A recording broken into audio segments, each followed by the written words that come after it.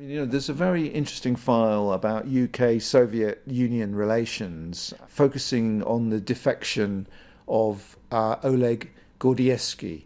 Now, Gordievsky was a KGB officer who defected to the West in 1985, and he actually gave the intelligence services a huge amount of information about the Soviet intelligence operation, including the activities of many Soviet agents in the United Kingdom. And in fact, the information he supplied led to the expulsion of, I think it was sort of something like up to 25 Soviet agents who'd been working in the United Kingdom. What's particularly interesting is that, he writes to Mrs. Thatcher, and he talks about his pain of being estranged from his family. He says, life without my family has no value. And Mrs. Thatcher's reply is full of empathy, really.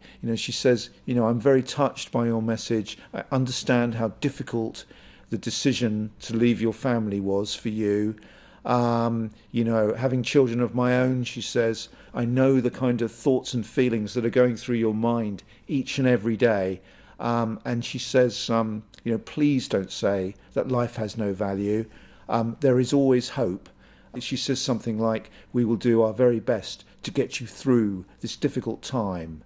Some people might take the view on Mrs. Thatcher that she was rather cold and unfeeling, but when you see a letter like that, well, it does perhaps give a different view of Mrs. Thatcher, somebody that could genuinely empathise with somebody who found himself in a predicament, really, because of the action he'd taken.